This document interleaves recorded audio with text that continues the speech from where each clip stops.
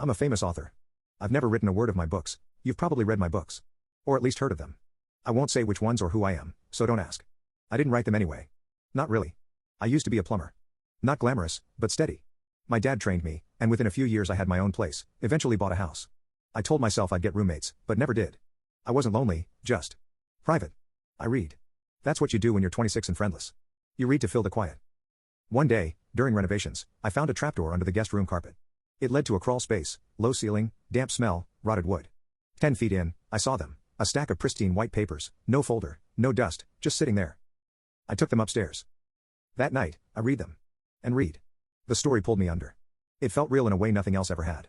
But it ended mid-sentence. I flipped through again and again. Nothing more. I didn't sleep. After 2 days of pacing, I brought the pages back. Thought maybe returning them would help me move on. There was a new stack waiting. That was the beginning.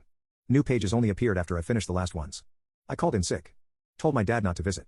I read obsessively until, finally, the story ended. I tried searching online, even contacted the previous homeowners. There's a crawl space? They asked. We never knew. I sat on the manuscript for weeks before finally submitting it to agents. Most authors wait months. I heard back in days. All of them wanted it. You're the best writer I've ever signed, my agent told me. I didn't correct her. The publishing process was abnormally fast. I wouldn't change a word, my editor said. The book became a bestseller. Awards. TV requests. I declined them all. One book, I told myself. I didn't even write it. Then, one night, unable to sleep, I went back. And found more pages. A new story. I stayed up all night reading. The next morning, I quit plumbing. Every 6 to 8 months I submitted a new manuscript. Each time I returned to the crawl space, there were more pages. Every book topped the charts. I didn't buy a new house. I couldn't. I had to stay close. For my career, I told myself. But it was about the books. It was always about the books. I reread them constantly. I tried reading other novels, but they were flat. Dull. The crawl space stories were the only ones that felt alive.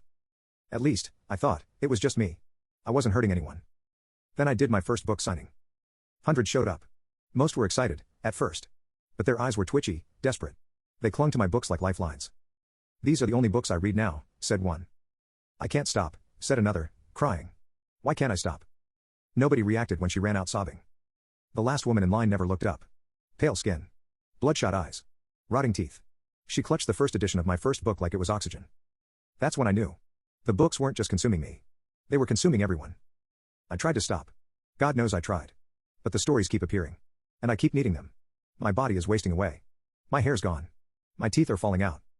But I can't stop. And I don't want to. The only way to keep reading is to keep publishing. So I do. I send the stories out into the world, again and again. Sip by sip by sip.